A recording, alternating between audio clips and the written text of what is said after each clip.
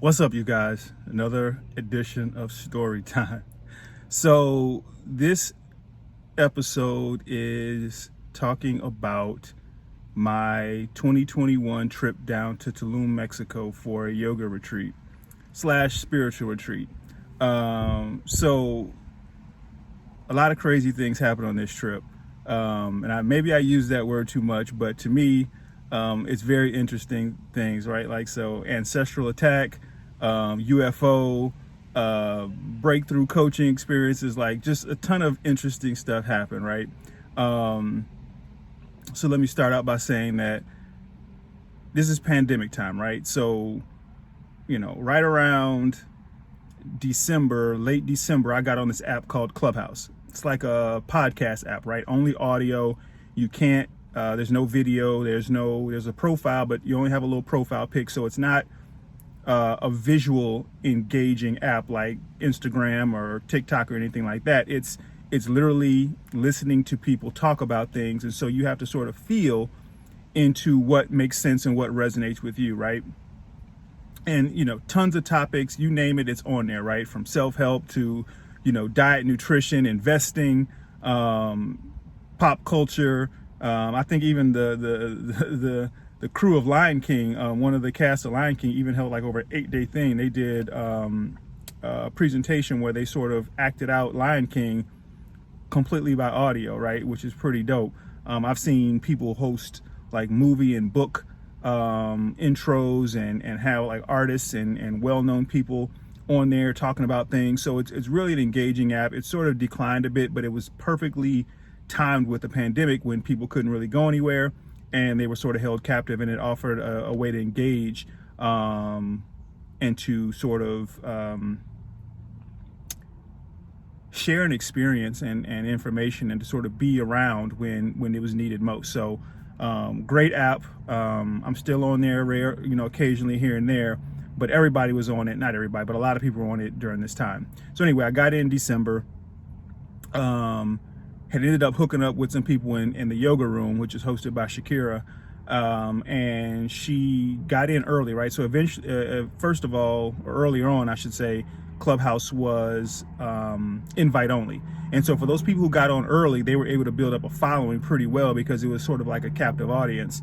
And you had to apply to get a room, and it was like this whole process. Now anybody can start a room and anybody can get on Clubhouse. So it was a bit exclusive back then. And so if you're able to get on and get your room started back then, you were able to build a good following. And she did that. She had content, she would invite people on to speak about different topics that she wasn't necessarily expert in, but she would invite people in. So really well structured, well thought out content. And I ended up getting in there and getting on some of her stages and talking about some things that I knew about and had experienced. And so we developed a little bit of a connection. Like, you develop friendships about people based on the value they brought, how you feel about them, what they talked about, that kind of thing.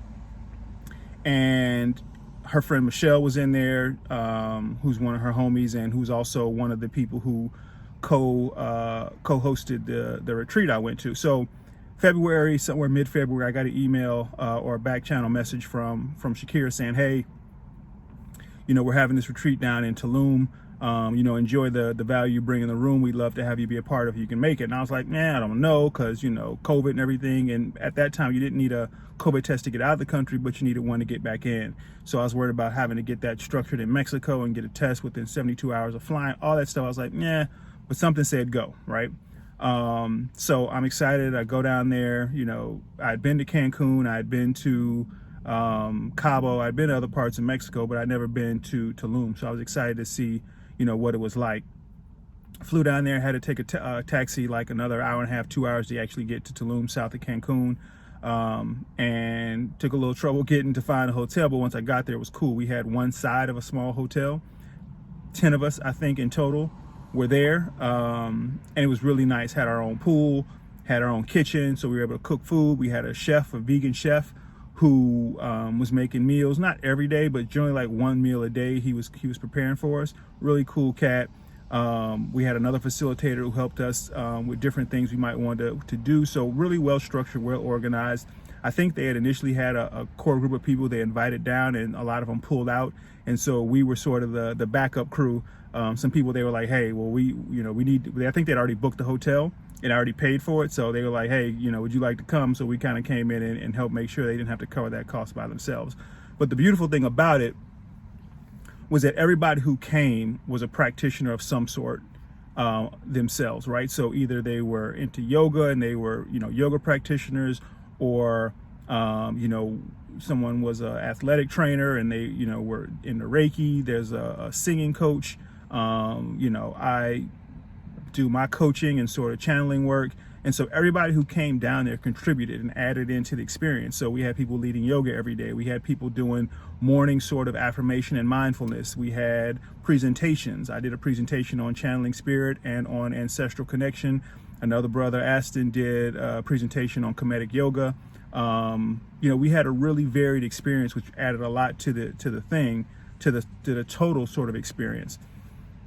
We took trips, you know, a couple day trips, one to the beach, which was really nice, had some food and some of the restaurants down there, just kind of pulled in the vibes of the ocean and sort of the Tulum sort of spirit down there. Had a trip to the cenotes, which are incredible. I didn't go on that trip because I was actually writing up something to celebrate the birthday of Baba Lindy, the shaman I stayed with in South Africa. So I wrote a blog post while I was down there, finished a blog post while I was down there and posted on her birthday. So I was doing some work on that, but they went to the cenotes and had a great time. We ended up doing a Mescal ceremony later on, and I'll touch on that later on. While we're down there, let's get to some of the interesting, crazy stuff. So while we're down there, well, let me backtrack, because this actually started before I got down to Tulum. So a day or two before I'm supposed to fly out, I was going to go shopping to pick up a couple pair of shorts, a couple shirts, and a new pair of flip-flops, I think. Now, I only had a certain amount of clothes with me because I sold my house in April 2020, and I've been sort of living in Airbnbs and out of my backpack and anything that just fits in my car since that time. All my stuff's in storage in Santa Monica.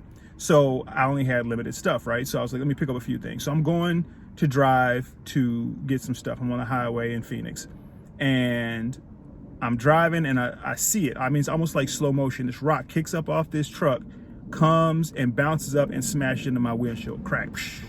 I'm like, are you kidding me, right? Like, I've had this car for, at that point, over 4 years, about 4 years, and I'd never had a crack in the windshield. You know, a couple of rock chips here from driving, because I'd driven it all the way to California. I've driven it, you know, to Phoenix from Cali. I've driven it all over the place, but I've never had a windshield crack. So I'm like, right?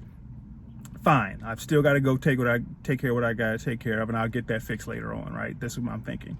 So I go to pull into this parking space, and now I've driven this car all over, right? I've driven it through the mountains in California. I've had it at 160 miles an hour going through Utah, and it's just empty nothingness.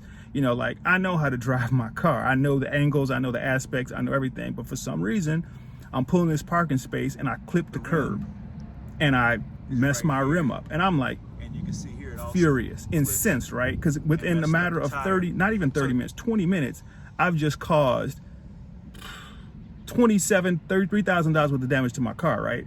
I'm like, what the hell is going on?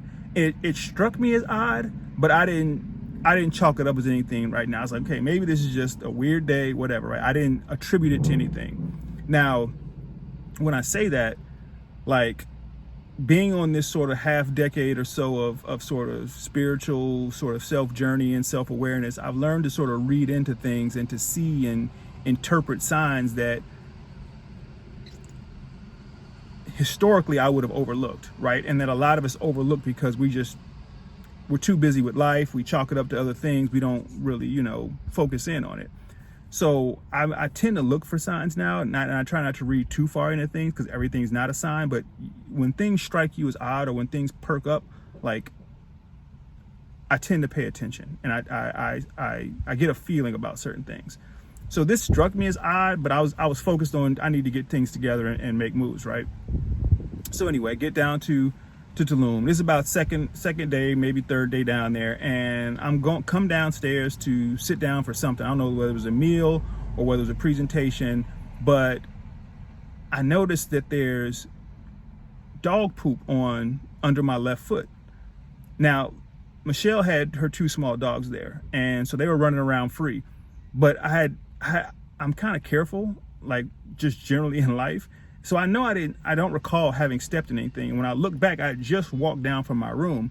And when I look back over the tile floors, there's no poop anywhere. There's no smears. There's no tracks of it, me sitting down. It's just literally under my foot in this chair. And I pick up my foot and it's not like a lump of it where I just sat down and stepped in it. It wasn't there. So I'm like, that's really odd, right? So then 5 minutes later, I look down and there's gecko poop on top of my right foot. And I'm like, I haven't seen a gecko since I've been here, and I've lived in tropical climates. I know, so immediately I look up, right? I'm looking, okay, like where's the gecko, right? Because they're generally on the ceilings, and they poop and it drops down, right? I don't see a gecko anywhere, and this is like a bright ceiling, 30, 40 foot, so you can see all around. I don't see any gecko. So I'm like, where did this gecko come from? Where did it poop on my foot? But then it struck me as odd, like how do I have poop on both my feet? That struck me as odd. And I was having like some body aches and like, my stomach was giving me problems. My breath was kind of funky. Like it was just a weird scenario going on, right? So anyway, that night I go to sleep. And I'm having this dream that my grandmother is sitting in a chair across from me and she's talking to me, but she's got this red coat on. And I don't remember what she was talking about, but at the end of her statement, she takes the coat and she zips it all the way up to her neck and she folds her arms like this, like she's made her point. And then I hear this crash and I'll wake up out of my dream. And I had a candle burning at the end of the foot of my bed on this like table. And it was in a glass thing, right? Glass is formed through heat. So, you know, it should be able to withstand a candle burning, right?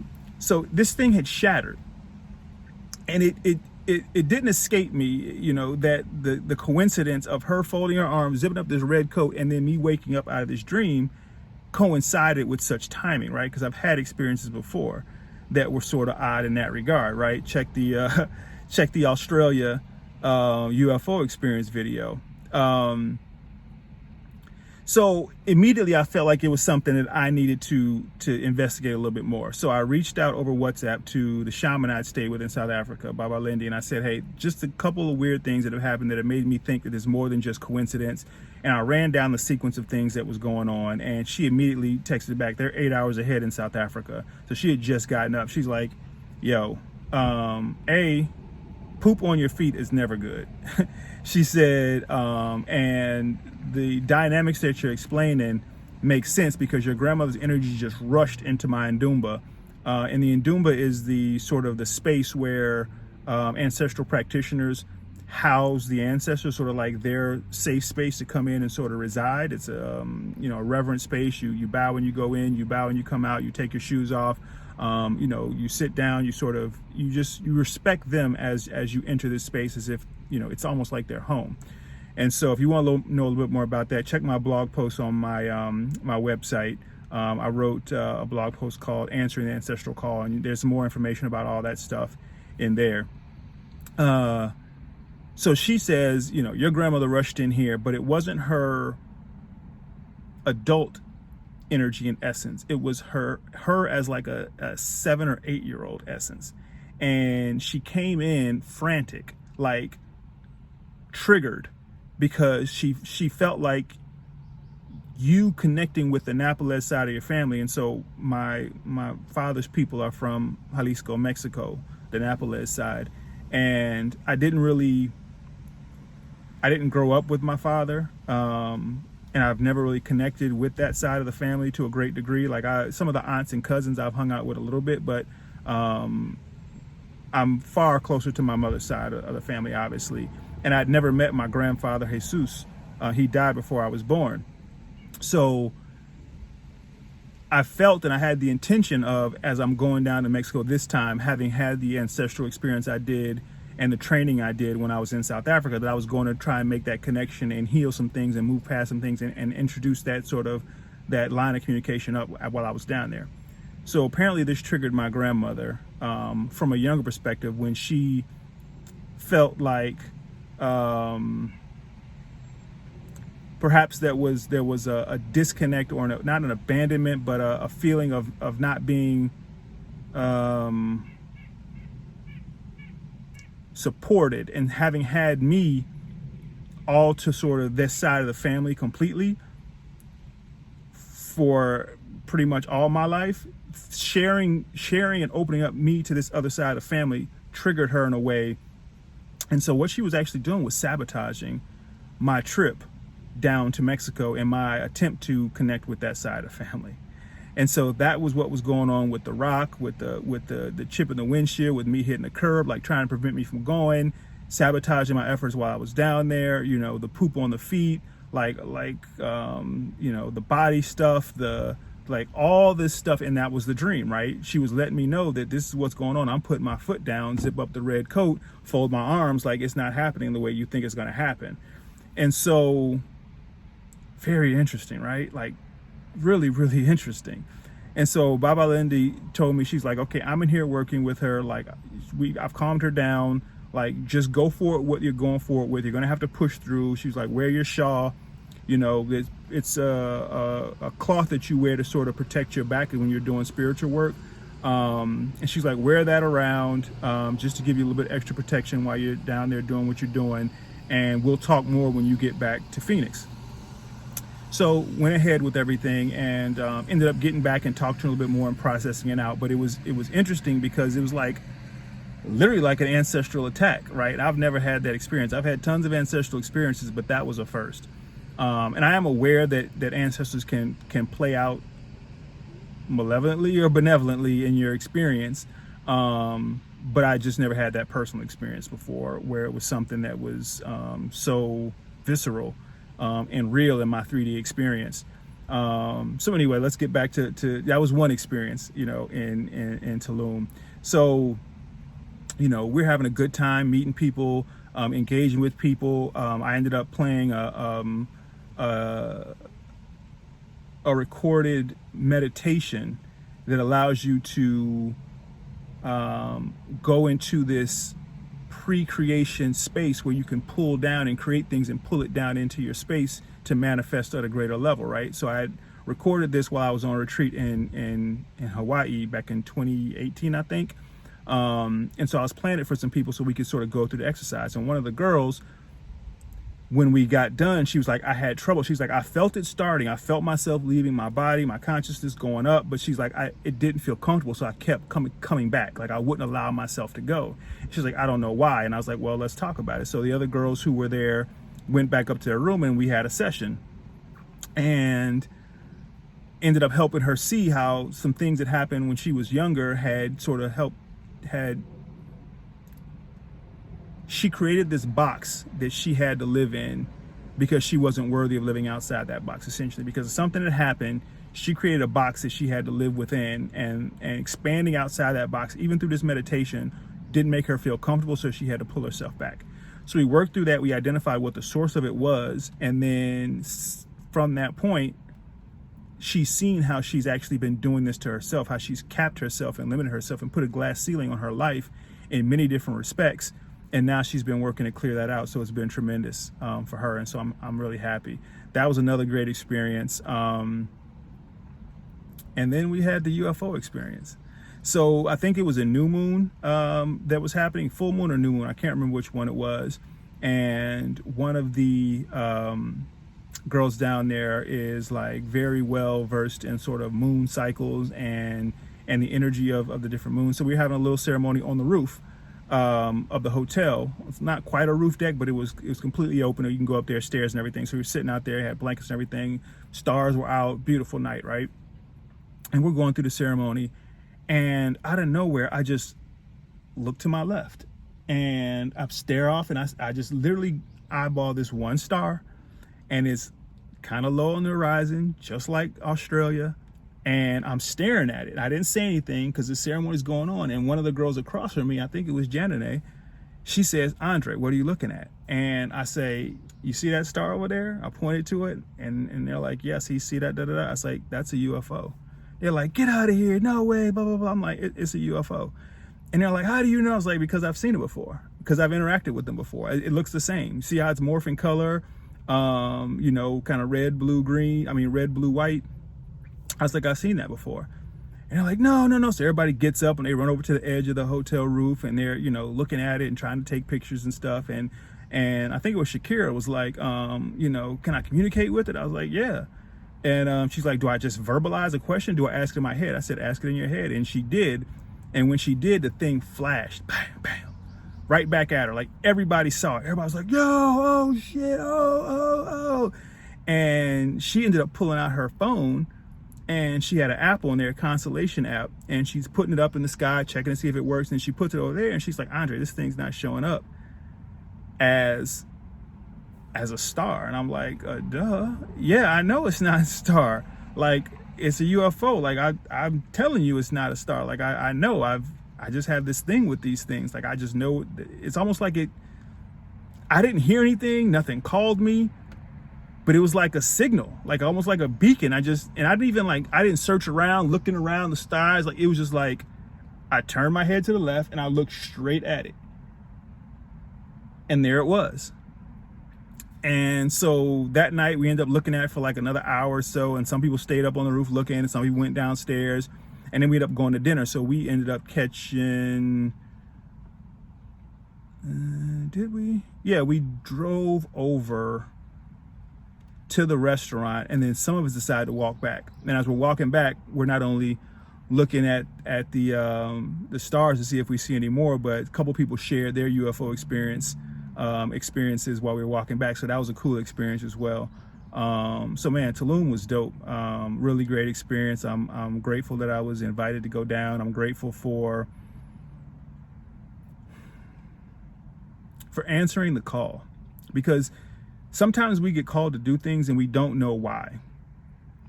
Even if we may even have a little resistance. Like, I was like kind of resistant to traveling during COVID, and it was just so much up in the air at the time. I didn't know these people that well. I just met them kind of on an app. Like, there's a lot of things, you don't travel with everybody kind of thing. And it was just like, but something kept saying, go.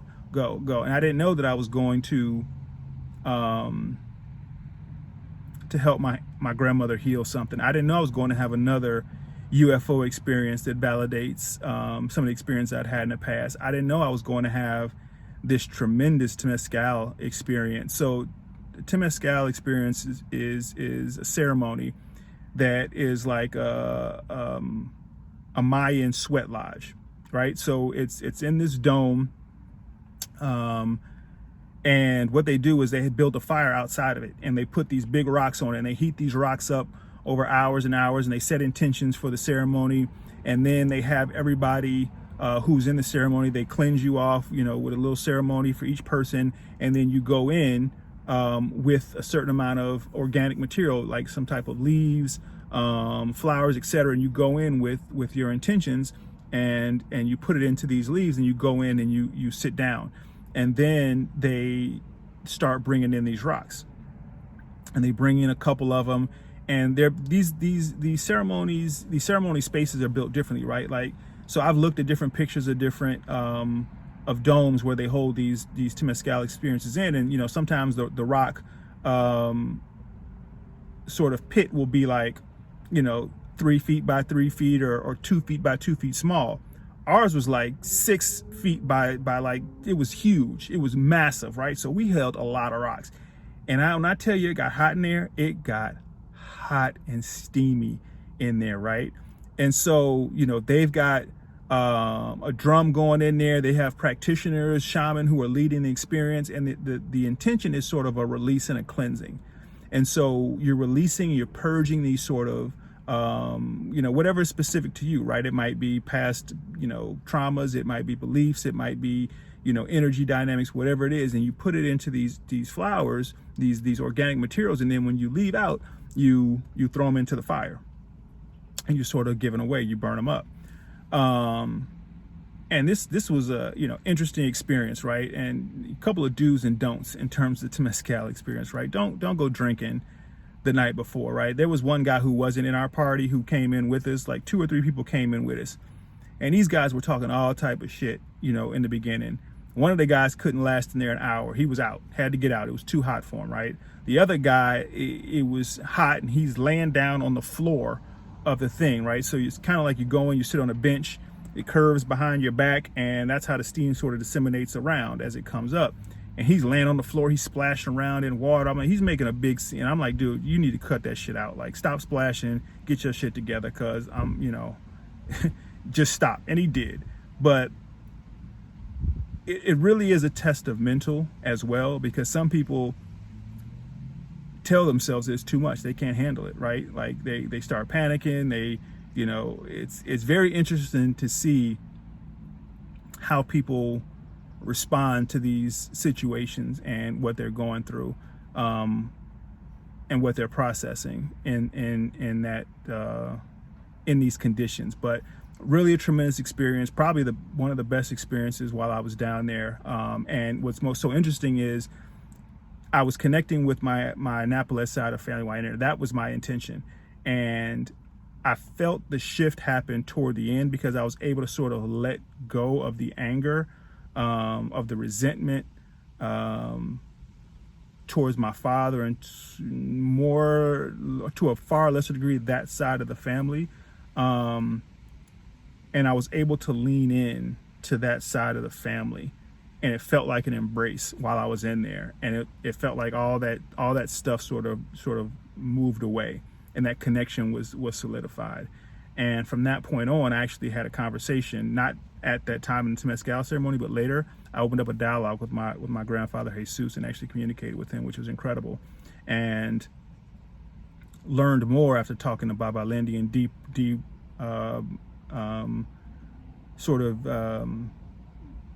processing the whole scenario of Tulum, and learning about some of the archetypal dynamics that went through the Napolese male lineage, that I was working to clear out through my awareness and through interacting with my own father, who he interacted with his father, he interacted with his father. But so interesting to sort of see all these dynamics, understand them, and then sort of work through them. And it actually ended up being very timely, because my father ended up passing later on that year. And so to sort of have that closure and that understanding before he passed, I was able to forgive him before he even passed, and before we had another conversation about it, or any conversation about it. So it was really cool. So yeah, Tulum was dope. I'll definitely be going back, because I want to explore a little bit more about that place and see some different sides of it. So I'll probably go back down there for a little longer next time. But if you get a chance to go, definitely do it. So much to see, so much to do. Yeah, hope you enjoyed this story time. Ask me any questions you got down in the comments, and I'll answer. All right, take it easy.